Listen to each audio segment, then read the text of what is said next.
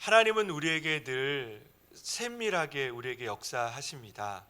그런데 때로는 하나님께서 우리에게 주시는 그런 사건들이 나에게 받아들이기 어려울 때도 있습니다. 그런 일들이 우리에게만 있는 것이 아니라 믿음의 선배들에게도 있었죠. 가나안 땅을 정복하라고 말했던 여호수아에게 하나님은 강하고 담대하라 라고 말했습니다. 그의 마음에는 두려움이 있었던 거죠. 그런 두려움이 있는 여호수아에게 강하고 담대하라고 말합니다. 또한 미디안 족속에게 시험을 당하고 어려움을 당하는 기드온에게 강한 용사여 담대하라라고 말씀하십니다. 정말 이 땅의 주인이 하나님인 걸 알고 있지만 미디안에 의해서 점령당했을 때 기드온의 마음에는 하나님께서 이 땅을 지배하는 것이 아니라 이 땅을 지배하는 건 미디안이라는 생각이 있었을 때 그에게 하나님은 담대하라라고 말씀하십니다. 여러분, 우리의 삶에 보면 이해되지 않는 사건 속에 찾아오는 감정 하나가 이 두려움입니다.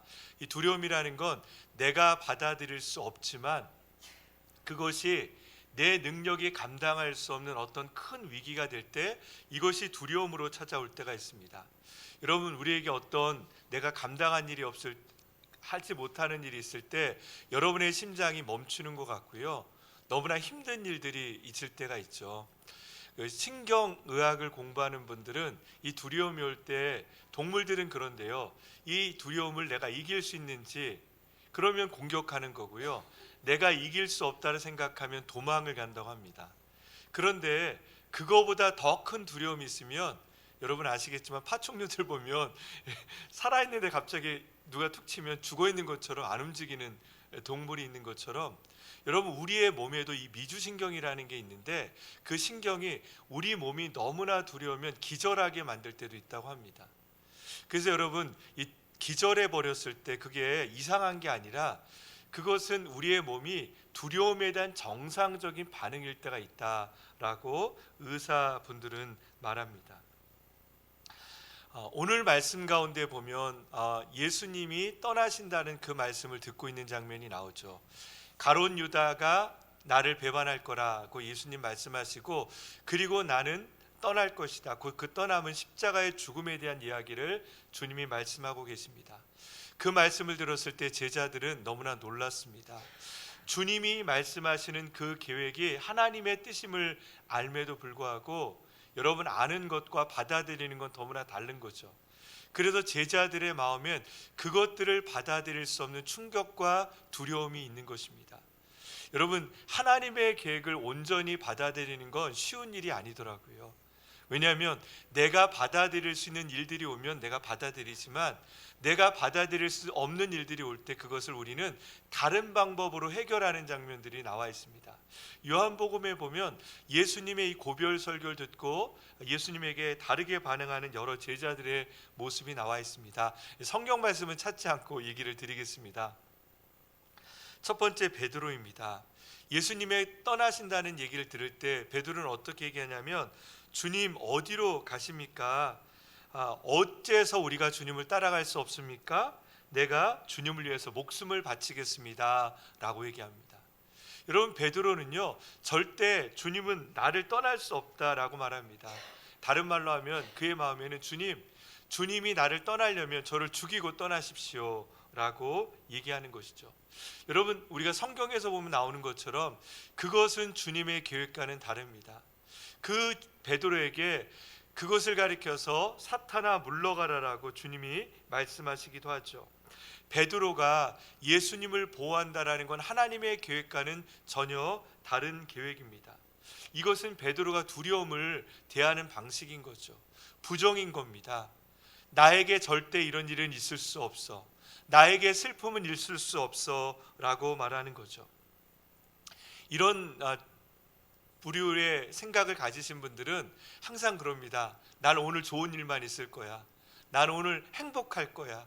나는 무엇이든 잘 될 거야 라고 말합니다. 물론 하나님 안에서 어떤 일든 다 잘 되는 마음이 있지만 그분의 마음속에는 긍정적인 마인드를 통해서 부정적인 것을 보지 않고 살아가려는 마음들이 있는 것이죠. 여러분 하지만 우리의 인생 가운데는 늘 좋은 일만 있는 것은 아닙니다. 여러분, 우리의 인생 가운데 고난이 있는 것은 하나님의 섭리이기도 합니다. 하지만 그 고난을 부정하지 않고 받아들이지 않는 것, 이것이 바로 우리의 삶에 중요한 것이라는 거죠. 그러나 베드로는 그것을 받아들이지 못했던 것이죠. 두 번째 제자는 도마입니다. 도마는 여러분 아시는 것처럼 십자가에 부활하신 예수님 앞에 예수님께서 살아계신 것을 나에게 보여달라고 말했던 제자이죠. 오늘도 이렇게 얘기합니다. 내가 어디로 가는지 너희는 안다라고 말하는 그 예수님에게 아버지의 집이 어디 있는지 저는 도무지 알 수 없습니다라고 다시 한번 이해시켜달라고 말하는 그런 도마의 모습을 보게 됩니다. 여러분, 도마는요, 의심이 많은 제자가 아니라 이해돼야 되는 제자입니다. 내 삶에 어려움이 있고 내 삶에 이해되지 않는 일이 있을 때마다 주님, 저에게 이해를 시켜주세요. 제가 이해를 시켜주면 하나님 주님을 따라가겠습니다라고 하는 제자들이죠. 여러분, 우리의 인생 가운데 일어나는 고난들, 불안들, 두려움들, 그 모든 것들을 우리가 인간의 이성으로 이해할 수 없는 일들이 너무나 많습니다. 제가 아는 많은 그 목회 이렇게 상담을 하다 보면 어린아이의 죽음들, 또 그리고 자살하는 분들, 또 여러 가지 정신병들, 이런 걸 볼 때 그것은 내 머리로 이해되지 않는 일도 너무나 많습니다. 물론 그것이 가족의 문제다 라고 말하지만, 왜 가족의 문제라면 하나님은 도대체 어디 있어? 라고 말할 수 있는 그런 부분들이 너무나 많더라고요. 여러분, 그런 문제들이 있을지라도 오늘 도마처럼 주님, 제가 이것을 이해해야만 합니다. 제발 이해시켜 주십시오 라고 말하더라도 이해되지 않는 것이 얼마나 많은 것이 인생이라는 것을 생각하게 됩니다. 세 번째 제자는 빌립입니다. 빌립은 이렇게 얘기합니다. 주님께서 이렇게 얘기하시죠. 나를 알면 너희도 아버지를 아는 것이다 라고 말할 때 빌립은 오히려 이렇게 얘기합니다. 주여, 우리에게 아버지를 보여주십시오 라고 말합니다. 여러분, 그런데 이 빌립에게 예수님께서 물어보시고 시험한 적이 있으셨어요. 언제였냐면 오병이어의 기적이 있을 때 예수님께서 제자 빌립에게 너희가 이것을 먹여라 라고, 이들을 먹여라 라고 말했을 때 이 빌립은 어떻게 얘기하냐면, 예수님께 한 사람의 조금씩 떡을 주어도 200데나리온이 넘는 빵이 있어야 합니다 라고 말합니다. 여러분, 빌립은 원래 어부입니다. 하지만 이렇게 5,000명이 넘는 사람에게 먹일 빵의 개수를 아는 것처럼 그는 계산에 빨랐고 현실적인 사람이었습니다. 그래서 이제 예수님 앞에 예수님이 가시면 우리에게 믿을 것을 달라라고 말하는 것입니다. 아버지를 달라라고 말하는 것이죠. 여러분, 장례식장에서 이런 얘기를 이제 솔직한 얘기죠. 배우자가 죽는 것보다 더 아프고 힘든 현실이 배우자가 없을 때 나는 어떻게 살까? 라는 그 두려움을 가지고 있는 분의 이야기를 들은 적이 있습니다. 여러분, 우리가 두려울 때 확실한 것을 원합니다. 나에게 돈이 있든지 나에게 건강이 있든지 내가 돈 벌 수 있는 직업이 있든지, 하나님, 나에게 위기가 있으면 나에게 그것을 이길 수 있는 어떤 확실한 것을 주십시오. 물질을 주시든지 사람을 주시든지 어떤 증거를 달라고 말하는 사람, 바로 그것이 빌립이었습니다. 때로는 우리가 이럴 때도 있는 것이죠. 또한 마지막의 인물은 가룟 유다가 아닌 다른 유다입니다. 이는 아주 예수님께 멋진 말을 합니다. 주님, 주님의 복음을 우리에게 드러냈던 것처럼 많은 사람에게 드러내야 되지 않겠습니까? 여러분, 예수님께서 3년 만에 떠나는 게 너무나 안타깝고 오히려 주님께서 더 많은 사람에게 복음을 전해야 되지 않는다라는 매우 설득적인 이야기를 예수님께 하고 있는 것이죠. 여러분, 우리가 때로는 기도할 때 이렇게 기도할 때가 있습니다. 주님, 나의 방법대로 하나님 내 기도에 응답을 해주시면 우리 가족이 행복할 것이고 우리 교회가, 이 나라가, 이 세계가 정말 멋지게 될 것입니다 라고 우리의 주관을 가지고 내 생각으로 기도할 때가 있습니다. 여러분, 그러나 하나님의 방법은 어김없이 우리의 생각과 다를 때가 있습니다. 하나님의 방법은 우리의 생각이 아니라 우리가 우리의 생각을 꺾어서 나약하고 힘없는 방법처럼 보이는 예수 그리스도의 방법을 따라가게 하시는 것이 주님의 방법이라는 것이죠.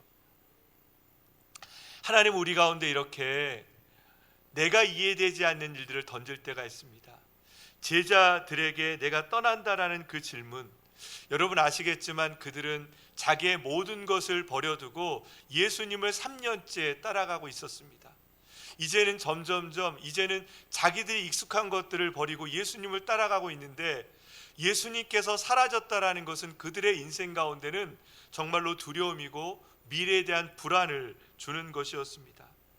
그것을 받아들이는 것이 어려운 것처럼 때로는 우리의 삶에 나에게 익숙한 것을 넘어서 하나님의 뜻을 따라가라고 말하십니다. 우리의 직장을 바꾸시기도 하시고, 우리의 건강에 변화를 주게 하시고, 또한 우리의 인간관계 속에 변화를 주심을 통해서 주님을 따라가도록 우리를 요구하실 때가 있는 것이죠. 여러분, 그럴 때 우리는 주님을 따라가기 전에 먼저 우리의 마음에 두려움이 있고, 또한 그 두려움이 어느 순간에 내 몸에 긴장이 되고 신경증이 되고 우울하기도 하고 잠이 오지 않기도 하며 소화가 되지 않는 그런, 어느 순간에 보면 내 힘으로 그 문제를 해결하다가 지치고 포기하는 우리들의 모습을 볼 때가 있습니다. 여러분, 주님은 그들에게, 불안한 그들을 향하여서 오늘 말씀을 들려주고 있습니다. 여러분, 요한복음 13장부터 17장까지 이 말씀을 성경에서 고별 설교를 하고 있습니다. 13장, 14장, 15장, 16장, 17장 5장이 되는 거잖아요. 여러분, 그렇게 생각하면 요한복음이 21장까지 기록된 걸 보면 거의 4분의 1이 고별 설교를 통해서 그들을 안정시켜 주시고 그들을 위로하면서 그들의 두려움을 위로하시는 그런 주님의 모습이 나와 있습니다. 여러분, 그 주님의 설교 가운데 가장 핵심이 뭘까를 보면 바로 그것은 보혜사 성령님을 너에게 보내주시겠다라고 말씀하십니다. 여러분, 보혜사, 다른 보혜사를 보내주신다고 말합니다. 예수님이 보혜사인 것처럼 다른 보혜사, 너희를 도울 사람을 보내주는데 바로 그분이 성령님이라고 우리에게 말씀하고 있습니다.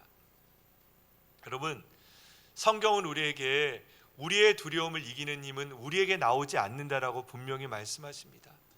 여러분, 그것은 고아입니다. 내가 내 힘으로 하는 걸 독립이라고 우리는 생각하지만 예수님이 볼 때는 우리는 영적인 전쟁을 이길 수 없는 연약한 자라고 분명히 우리에게 말씀하십니다. 그러게 우리에게 보혜사 성령님을 우리에게 보내주신다라고 말씀하고 계십니다. 사랑하는 여러분, 여러분의 인생 가운데 어려운 일이 있을 때, 두려운 일이 있을 때, 해결하지 못하는 일이 있을 때 여러분의 보혜사이신 성령님을 구하는 여러분의 인생이 되길 주의 이름으로 축원합니다. 여러분, 우리의 인생 가운데 우리의 모든 것들을 이기고 해결하고 능력을 주실 분은 보혜사 성령님이시라는 것이죠.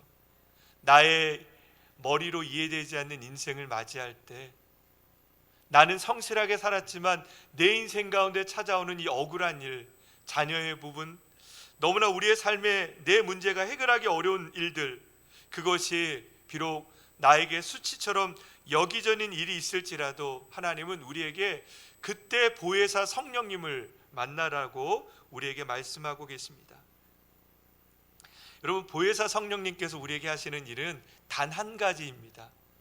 예수님께서 우리에게 전하신 그 일들을 증언하시는 일입니다. 여러분, 예수님이 주시는 일 외에 성령님께서 다른 일을 하시지 않는다라고 오늘 주님은 말씀하고 계시죠. 여러분, 그것은 특별히 두 가지로 우리에게 보여주고 있습니다. 보혜사 성령님은 예수님을 성경을 통해, 그리고 우리의 삶을 통해 주님이 우리의 주인임을 깨닫게 하시는 것입니다. 첫 번째, 성령님은 성경을 통해서 예수님을 나의 주님을 분명하게 깨닫게 하시는 것이죠. 여러분, 누가복음 24장에 보면 엠마오의 길을 가는 두 제자의 모습이 나옵니다. 그들은 그 엠마오의 길을 가면서 예수님과 동행합니다. 하지만 그들의 눈이 어두워서 예수님이 누구인지 모르고 예수님과 대화를 하면서 그 길을 내려가게 됩니다. 여러분, 때로는 우리의 눈이 가릴 때가 있어요. 성경을 읽지만요, 그 성경이 제대로 보이지 않을 때가 너무나 많습니다. 왜냐하면 우리의 눈이 가려 있기 때문이죠.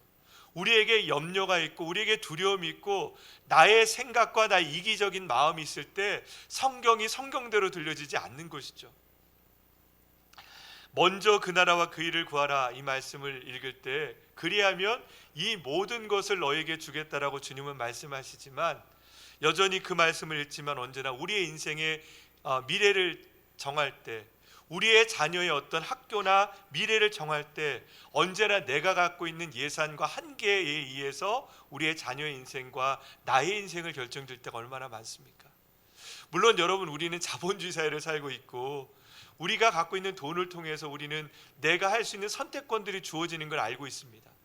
하지만 여러분, 우리는 자본주의 사회를 살고 있지만 우리가 살고 있는 이 땅은 그럴지라도 우리는 하나님 나라에 속한 백성임을 기억하길 원합니다. 우리는 하나님의 백성입니다.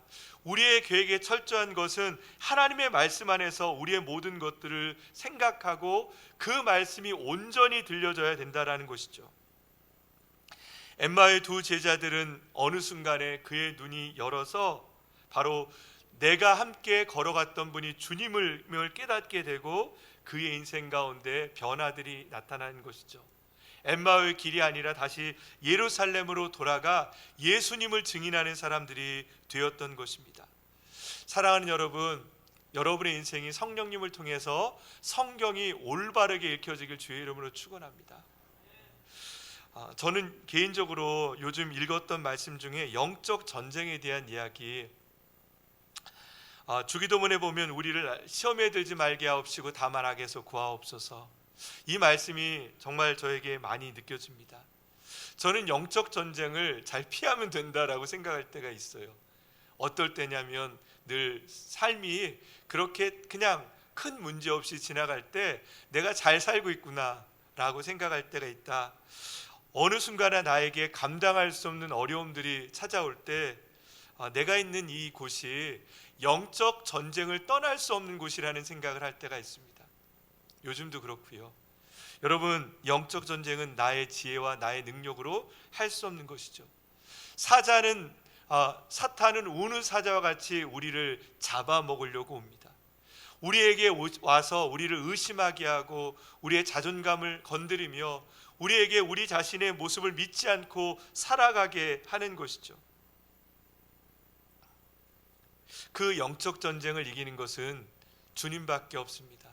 사망의 음침한 골짜기를 지날지라도 해를 두려워하지 않을 것은 주께서 나와 함께 하십니다.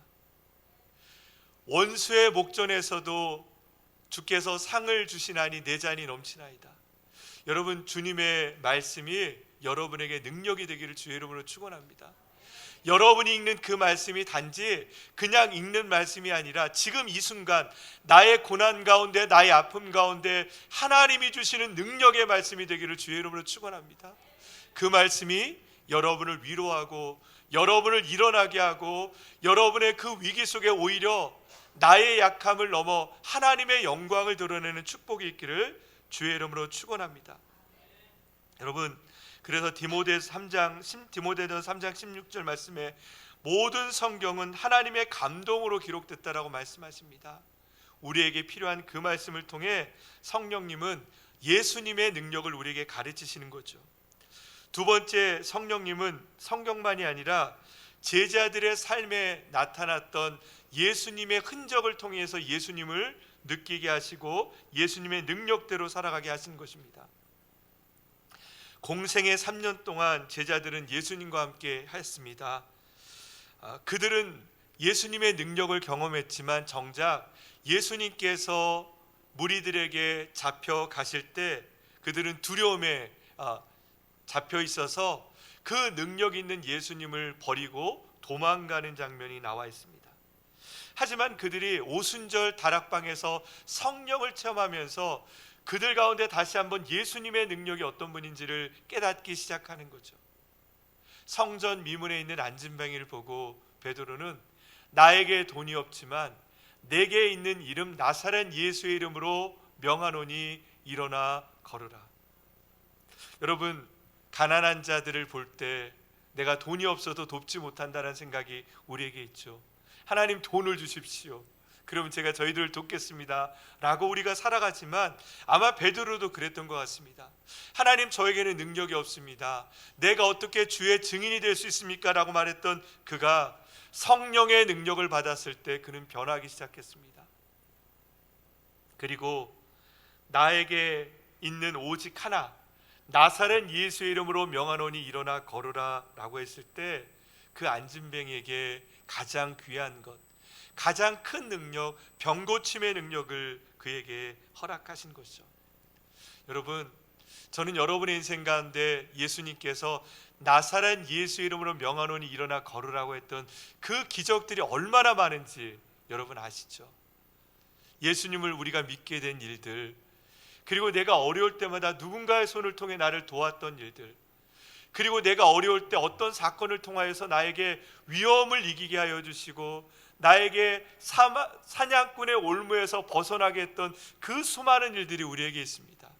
하지만 다시 우리에게 찾아오는 그 두려움 속에서 우리는 여전히 힘없는 삶으로 살아갈 때가 있는 것이죠. 하지만 그럴 때마다 성령님께서는 우리에게 주님께서 얼마나 많은 일들을 행하셨는지를 깨닫게 하십니다. 그리고 우리의 인생을 이끌어 가시는 거죠. 베드로후서에 보면 베드로는 그 고난을 당할 때마다 예수님과 함께 변화산에 올라갔던 일들을 기억합니다. 우리의 삶에 영광이 있을 그날이 있다라는 것을 기억하는 것이죠. 저도 이렇게 살다 보면서 늘 느끼는 것을 보면 하나님의 은혜가 없으면 살 수 없다는 것을 느낍니다. 은혜 없이는 살 수 없는 인생, 그것이 기독교입니다. 기독교는 내 공로로 살아가는 종교가 아니라 하나님의 은혜, 성령의 능력으로 그분을 의지하며 살아가는 것을 믿는 것이죠. 바로 우리에게 그렇게 하실 분은 오직 성령님이십니다. 여러분, 성령님께서 성경과 우리의 삶을 통해 구체적으로 보여주시는 예수님은 어떤 예수님이냐면 두 가지가 있는데, 첫 번째는 주님께서 우리를 위해 했던 일과 주님의 승리입니다. 첫 번째 주님께서 했던 일은 바로 주님께서 고난을 당하셨다라는 거죠. 여러분, 이 고별 설교를 할 때 주님께서 왜 이렇게 길게 그들을 위로했냐면 예수님은 당신이 지금 떠나는 그 일만이 아니라 이제 제자들에게 있을 앞으로의 일들을 알고 계셨기 때문이죠. 그들은 마을에서 쫓겨나고 예수님을 믿기 때문에 고난을 당하고 그들은 핍박을 당하는 것을 예수님은 아셨기 때문입니다. 여러분, 기독교는 샤머니즘이 아닙니다.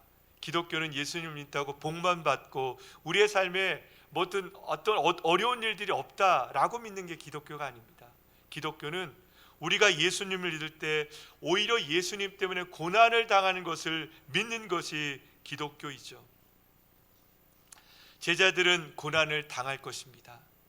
하지만 예수님은 너희들이 당한 그 고난보다 나의 고난이 더 크다라는 것을 먼저 그들에게 말씀하고 있습니다. 여러분, 아시는 것처럼 제자들이 다 도망갔을 때 예수님을 잡기 위해 왔던 그들은 망치와 몽둥이를 가지고 예수님을 잡으러 왔습니다. 그리고 예수님은 채찍에 맞고 가시면류관을 쓰고 옷이 벗겨져서 십자가에 못이 박혀 죽는 비참한 죽음을 경험했습니다. 아마 제자들은 그 죽음이 자신들을 위한 죽음이라는 생각을 했던 것 같아요. 여러분, 그래서 성경에 나와 있지 않지만 베드로는 십자가에 못 박혀 죽으면서 내가 어떻게 감히 예수님처럼 죽을 수 있습니까? 라고 해서 거꾸로 못 박혀 죽었다라는 그 말이 있는 것처럼 제자들의 삶에는 언제나 고난을 당할 때 나의 고난보다 더 컸던 예수님의 고난을 느끼며 위로를 받으면서 그들은 그 고난을 이겨나갔던 것입니다. 여러분, 그런데 그 고난보다 더 위기가 있습니다. 사실 여러분, 고난을 당하고 싶지 않는 건 너무나 중요한 일이고, 그러니까 우리가 그래서 그 주기도문에 나와 있는 것처럼 시험에 들지 않게 하옵시고 다만 악에서 구하옵소서. 하나님, 정말 우리가 감당할 수 있는 시험만을 받게 하여 주십시오 라고 기도하는 게 중요하지만, 여러분, 그 고난보다 더 큰 위기는 어떤 위기냐면 주님을 잃어버리는 위기입니다. 한국이 발전하면서, 그리고 우리가 잘 살면서 우리는 우리의 몸이 더 안락해지면서 예수 그리스도를 점점점 잊어버리고 주님 없이 살아가는데 점점점 익숙해지기 시작했습니다. 여러분, 그래서 고난은 축복이라고 말하더라고요. 왜냐하면 고난 없이는 기도하지 않고, 고난 없이는 주님을 찾지 않는 우리에게, 주님은 우리에게 감당할 수 있는 그 고난을 통하여서 다시 한번 주님을 붙들게 하여 주시고, 주님께 무릎 꿇게 하여 주시고, 우리를 올바른 길로 인도하는 것이 바로 그 고난이라는 거죠. 또한 그 고난을 통해서 주님은 이렇게 말씀하십니다. 내가 고난을 느낀 건 내가 혼자 있는 것이 아니라 아버지께서 나와 함께 있었기 때문이다라고 말씀하십니다. 여러분, 우리의 고난도 마찬가지입니다. 우리가 당하는 고난은 내가 혼자 당하는 것이 아니라 주님과 함께 당하는 고난입니다. 여러분이 고난을 당할 때 우리는 내가 혼자라는 생각이 들고 나의 주위에는 아무도 없다라는 생각이 들지만 그것은 거짓 메시지입니다. 왜냐하면 그 순간에 주님은 여러분과 함께 계시고, 여러분을 위해서 눈물을 흘리게 계시고, 여러분의 아픔 가운데 고통을 당하십니다. 여러분, 스데반이 순교를 당할 때 하늘 보좌에서 하나님께서 일어나셔서 그것을 아파했다라는 말씀이 나와 있죠. 바로 그것이 우리를 향한 주님의 마음입니다. 하지만 여러분, 성경의 하이라이트 중에 하나는 그 두려움이 역설적으로 우리에게 승리를 말하고 있다라는 거죠. 우리 요한복음 16장 33절 말씀만 우리 같이 한번 읽어 보겠습니다. 같이 읽겠습니다. 내가 너에게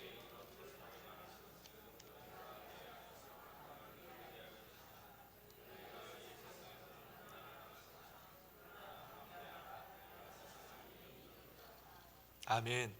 여러분, 이 시간은 바로 예수님께서 홀로 되고 제자들이 도망가고 십자가에 못 박혀 돌아가시기 불과 얼마 전에 이 일들인데, 바로 그때 예수님이 무슨 말씀하시냐면 그러나 담대하라, 내가 세상을 이겼다. 여러분, 근데 여기 보면 이미 이겼다. 이건 뭐냐면 과거형을 쓰고 있는 것이죠. 미래에 일어날 일임에도 불구하고 성경은 과거형으로 표현하고 있습니다. 여러분, 이 과거형이라는 건 뭐냐면 바뀌지 않는 거예요. 과거는 바뀔 수 없는 거잖아요. 여러분, 그런데 예수님이 미래에 대한 말씀을 하시면서 그 미래가 바뀌지 않는 과거형으로 썼다라는 것은 확실하게 우리에게 주어지는 약속이라는 것이죠. 어떤 상황이 주어지고 나에게 어떻게 이해되지 않는 일이 있을지라도 여러분, 우리의 미래는 분명합니다. 예수님은 승리하셨습니다. 여러분은 영적 전쟁에서 분명히 이길 것입니다. 여러분, 어떤 순간에서도 우리를 하나님께서 보호하실 것입니다. 여러분은 이 땅 가운데 하나님의 십자가의 군대가 될 것입니다. 여러분을 통해서 하나님이 영광 받으실 것입니다. 요즘에 제가 우리 양재 온누리교회 강보 목사님 오셔서 이제 새벽 예배 드릴 때마다 그 목사님 기도 인도하실 때 되게 은혜를 많이 받습니다. 많이 받는 것 중에 보면 우리 한 분 한 분의 삶을 이렇게 다루시는 기도를 많이 해주시는데, 그런 기도 가운데 오늘도 이런 기도를 하시더라고요. 요즘에 CGN으로 이번 주는 나와서 들으신 분도 계시겠지만, 하나님, 십자가의 군사가 끼어 있도록 기도하시더라고요. 여러분, 우리가 십자가의 군사이죠. 하나님의 주님의 군대이죠. 그런데 우리가 어느 순간 보면 잠들고 있습니다. 잠들고 있다라는 건 주님의 증인이 아니라 나의 삶에 몰두해 있고 나의 문제에 몰두해 있고 내가 갖고 있는 문제를 해결하고 살아가기에 급급한 세상을 살아가서 주님이 보이지 않을 때가 있죠. 마치 제자들이 예수님이 보여주시는 이 영광의 순간을 보지 않고 주님이 떠나가는 것만 보는 것처럼 우리는 우리의 삶에 하나님의 영광을 보지 않고 주님이 떠나가며 외롭고 두려운 내 현실만을 볼 때가 있습니다. 하지만 주님은 우리에게 이렇게 선포하시죠. 담대하라, 내가 이미 세상을 이겼다. 여러분, 그 가운데 하나님의 승리를 여러분의 것으로 누리는 축복이 있기를 원합니다. 그때 갖는 감정이 평안입니다. 여러분, 평안은 내 마음이 그냥 편하다라는 것이 아니라 주님 안 할 때 거하는 평안인 것이죠. 여러분, 샬롬의 평안이라는 건 전쟁이 와도 내 마음속에 두렵지 않는 것을 말하는 것입니다. 그것은 두려운 일이 없어서가 아닙니다. 두려운 일이 있고 내가 감당할 수 없는 일들이 분명히 나에게 있어요. 하지만 그럼에도 내 손을 붙들고 있는 하나님, 그 하나님을 믿는 것입니다. 예전에 어떤 그 간증 이야기가 생각나는데 그 간증에 어느 집사님의 간증을 들었을 때 이런 얘기가 나오더라고요.